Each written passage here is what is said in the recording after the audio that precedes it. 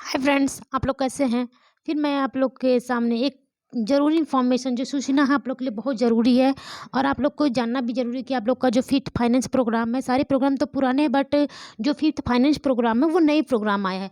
तो बहुत सारे बहनें हैं जिनको उनको नहीं पता कि ये फिफ्थ फाइनेंस प्रोग्राम क्या है, इसमें क्या करना पड़ता है, किसके साथ करना पड़ेगा।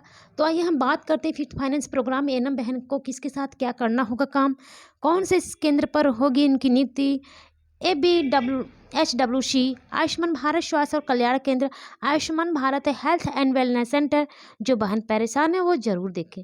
तो मैं बात करती हूँ सबसे पहले कि फिफ्थ फाइनेंस प्रोग्राम क्या है। तो फिफ्थ फाइनेंस प्रोग्राम की शुरुआत फरवरी 2018 में गवर्नमेंट सरकार की तरफ तो हो गई थी। और जो ये था कि ये भी उसी तरह का प्रोग्राम जो से RBS के है, मैटरनल हेल्थ का है और NHM है, उसी तरह ये भी उसी प्रोग्राम में न्यू प्रोग्राम में सम्मिलित किया गया है। और इस प्रोग्राम सेम उसी तरह का प्रोसीजर है, बस ये प्रोग्राम क्या है कि आपको जो शहरी क्षेत्र होते हैं उस सेंटर पर रह के आपको काम करना पड़ेगा।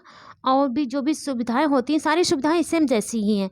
जो बहन जैसे मैटरनल हेल्थ वाली बहन को तो गांव फील्ड वर्क होता है, बट जो फिफ्थ फाइनेंस वाली बहन है तो उनको सेंटर पे ही रह के वर्क करना पड़ता है। तो बात करते हैं सबसे पहले कि इसकी शुरुआत कब हुई थी। फिफ्थ फाइनेंस ने आप लोगों को बताया कि फरवरी 2018 में शुरुआत की गई थी और ये शुरुआत हुई थी। उसके बाद सारी बहनों को नई नई आता पर फर्स्ट टाइम इसकी जो वैकेंसी आई है फिफ्थ फाइनेंस की, ये फर्स्ट टाइम आई है वैकेंसी 2022 में आई थी, जो कि अभी नियुक्ति हो रही है या जो कि नियुक्ति हो कुछ बहनें जो भी अपनी ड्यूटी भी निभा रही हैं। तो ये रही उनकी बात। और उनके किसके साथ करना होगा क्या, तो इनको इन बहनों को जो है जो बहन होती है CHO होती हैं, CHO होते हैं उनके नीचे इन बहनों को NM जो होती हैं उनको काम करना पड़ता है। और इनके नीचे 15 से 20 आशाएं होती हैं जो इनके काम में सहयोग करती हैं। और हम लोग CHO के काम में सहयोग करते हैं और CHO के काम को जो हमारे ऊपर से डॉक्टर्स लोग होते हैं वो उनकी सहयोग करते हैं। एक सेंटर चलाने के लिए वेल जो होते हैं वेल ट्रेंड और CHO की ज़रूरत होती है। तो वेल ट्रेंड CHO के साथ साथ इन बहनों को काम मिलके करना पड़ता है। अगर CHO बहन नहीं है तो उनके एब्सेंट में जो बहन NM की होगी उनको जो भी उनका वर्क होगा उनको करना पड़ता है। तो उनके साथ मिलकर इनको काम करना पड़ता है, NM बहनों को उनके वर्क में सहयोग करना पड़ता है और वो केंद्र पे ही रह के करती हैं। और इनमें देखते हैं कि ये ABWHWC क्या है। तो ये AB जो है HWC जो है आयुष्मान भारत स्वास्थ्य और कल्याण केंद्र, Ayushman Bharat health and wellness centre. तो हम बात करते हैं कि हेल्थ एंड वेलनेस सेंटर क्या है। तो हेल्थ एंड वेलनेस सेंटर के बारे में हम जानते हैं। तो सबसे पहले जानते हैं कि ये जो हमारा ये दिख रहा है आप लोग के सामने, ये लोगो है हेल्थ एंड वेलनेस सेंटर का। ये लोगो है हेल्थ एंड वेलनेस सेंटर का, Ayushman Bharat health and wellness centre, ये हमारा लोगो है। अब जब सेंटर पे जाओगे तो वहाँ पे आपको लोगो मिलेगा। और बात करते हैं कि इसमें इसका क्या रूल है। तो हेल्थ एंड वेलनेस सेंटर में प्रॉपर सुविधाएं, हर एक सुविधाएं जो सेंटर थे पहले सब सेंटर PSC, उसकी सारी सुविधाएं इसी हेल्थ एंड वेलनेस सेंटर पे मिलने वाली है। अब ये हेल्थ एंड वेलनेस सेंटर है क्या, उसके बारे में भी तो पता होनी चाहिए कि हेल्थ एंड वेलनेस सेंटर कहाँ से आया। तो ये कहाँ से नया तरीका का जो सेंटर है सारी सुविधाएं मिले क्या है, तो इसके बारे में भी हम आगे बात करेंगे। तो आप लोग देख सकते हैं कि ये हमारा जो लोगो है तरह तरह के लोगो हैं। तो प्रेगनेंसी से आफ्टर बर्थ का है, ये टेली मीटिंग का है, ये योगा का है, ये काउंसलिंग का है, ये तो ये सारे जो लोगो दिख रहे हैं आपको अलग अलग लोगो हैं बट ये हेल्थ एंड वेलनेस सेंटर के ही लोगो हैं। ठीक है, नेक्स्ट चलते हैं। नेक्स्ट हमारा जिससे है कि ये हमारा आप देख सकते हैं, ये देख सकते हैं कि ये आयुष्मान जो ये है आपका आयुष्मान भारत जो हमारा सेंटर होगा इस कलर में येलो एंड रेड दो कलर का ही जिसमें किया गया इस सेंटर में आप देख सकते हो। इस पे लिखा हुआ रहेगा आयुष्मान भारत स्वास्थ्य कल्याण सेंटर और इंग्लिश में हेल्थ एंड वेलनेस सेंटर। तो इसका नाम ऐसे रहेगा, आप लोग जब भी जाओगे सेंटर पे तो ऐसे ही आपको देखने को मिलेगा और इसी कलर का देखने को मिलेगा। बात करते हैं कि इसमें क्या क्या सुविधाएं मिलती हैं। तो हमने पहले बताया कि ये सेंटर कहाँ से आया है, इसका चेंजेस कहाँ से था। तो जो हमारा ये होता है सब सेंटर, जो सब सेंटर है NPSC है उसी का नया रूप ही हेल्थ एंड वेलनेस सेंटर है। पहले जो कि आपने ये देखिए ध्यान से कि SC, ये जो SC है SCPSC, ये जो SCPSC है, हाँ, क्या चेंज हुआ है, हेल्थ एंड वेलनेस सेंटर में चेंज हो गया। तो जो हमारा ये पुराना ही SCPSC है, जो SCPSC सब सेंटर है, ये हमारा हेल्थ एंड वेलनेस सेंटर के नाम से जाना जाएगा। अब जो पहले हम जानते थे कि सब सेंटर, तो ये हमारा हेल्थ एंड वेलनेस सेंटर के नाम से जाना जाएगा। और बात करते हैं कि इसमें क्या क्या फैसिलिटी, क्या क्या सुविधाएं, क्या क्या सर्विस हमें मिलती हैं।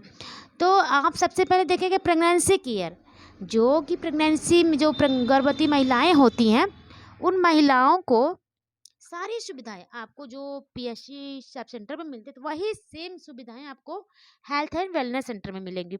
चाइल्ड केयर, बच्चों की जो भी टीकाकरण होती है, उनकी देखभाल, पोषाहार, सारी ये भी सुविधाएं आपको हेल्थ एंड वेलनेस सेंटर में मिलेगी। एडोलसेंट से हेल्थ, मतलब जो भी बड़े लोग होते हैं, उनके भी सुविधाएं, सारी सुविधाएं ऑल टू, जो भी ऑल टू ऑल सुविधाएं होती हैं, आपको हेल्थ एंड वेलनेस सेंटर पे मिलने वाली हैं।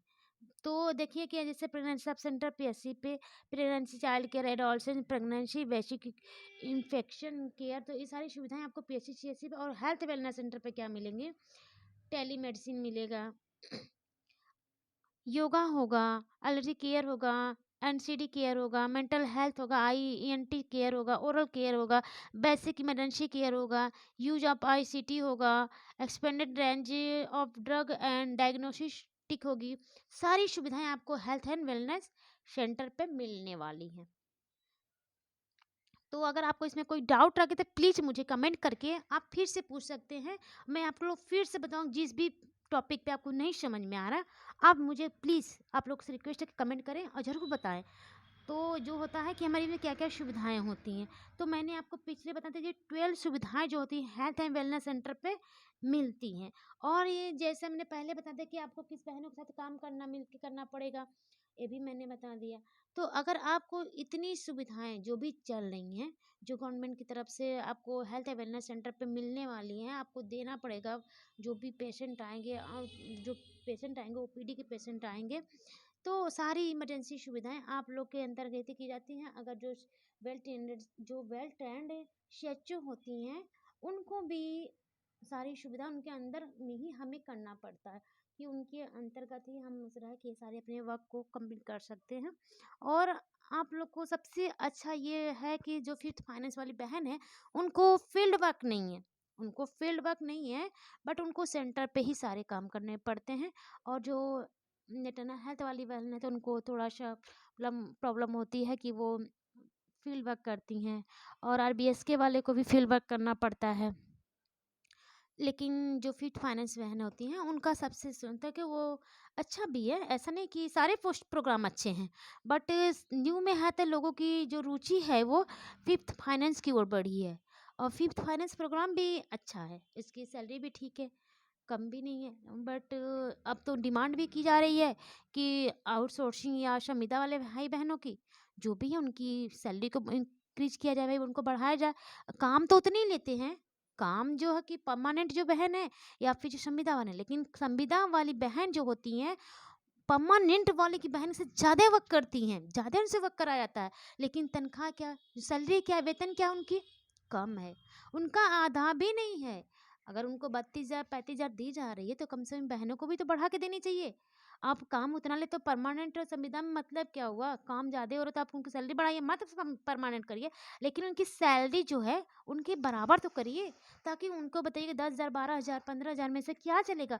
जो बहनों को ड्यूटी दूर से करनी पड़ रही है, अपने डिस्ट्रिक्ट या अदर डिस्ट्रिक्ट में जा रही हैं, तो उस डिस्ट्रिक्ट में जो क्या होगा कि उस डिस्ट्रिक्ट में उनका खर्चा तो चलेगा नहीं।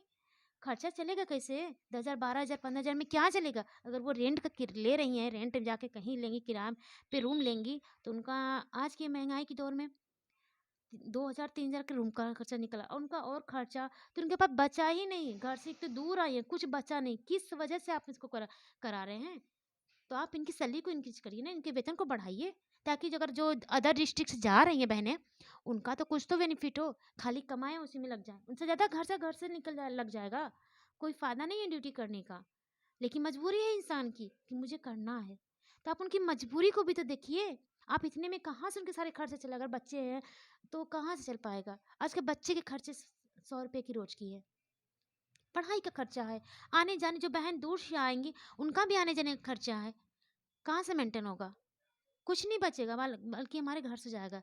तो आप लोग सभी बहनों से निवेदन है कि आप लोग भी इस बात को उठाएँ, चर्चा करें कि हमारी भी सैलरी को जो इंक्रीज़ करें, जो भी संविदा वाले भाई-बहन हैं, उन लोग भी इन सपोर्ट करें एक-दूसरे का। आप लोग भी अपनी बातों को रखें कि हम लोग को भी वेतन को बढ़ा, लेकिन माँग की गई थी और संसद में माँग भी विधानसभा में हुआ था, उन्होंने कि माँग को पूरी की जाए।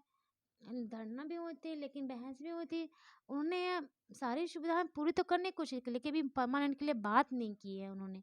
मैम बढ़ाएँगे सैलरी 20% से 30%, 25% के लिए एग्री हुए हैं, बट परमानेंट के लिए नहीं एग्री हुए हैं। और एग्री हुए हैं परमानेंट के लिए तो जो 10 साल से एबव है, 10 ईयर से एबव के जो जॉब कर रहे हैं संविदा वाले, उनको किया जाएगा परमानेंट। लेकिन अभी जो न्यू में जिनकी जॉइनिंग हुई है या फिर जो 2 साल 4 साल से काम कर रहे हैं, उनकी जॉइन परमानेंट नहीं किया जाएगा।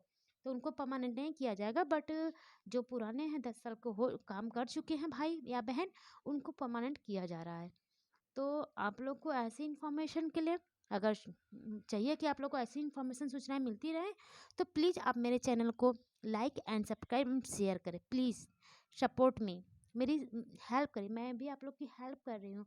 बहुत मेहनत लगता है कि इन्फॉर्मेशन लाना, और बहुत सारी बहनें परेशान थी, तो मुझे देख पता चला कि जो बहुत सारे पर्सन, तो मैंने सोचा कि एक ऐसा क्यों ना वीडियो डाल दे जो कि बहनों को मन में शांति आए, थोड़ा-सा परेशान उनकी जो टेंशन वो कम हो जाए। तो इसलिए मैंने डाला, इसलिए thank you. Take care, bye bye. मेरे वीडियो को वॉचिंग करने के लिए, लिसन करने के लिए। Thank you.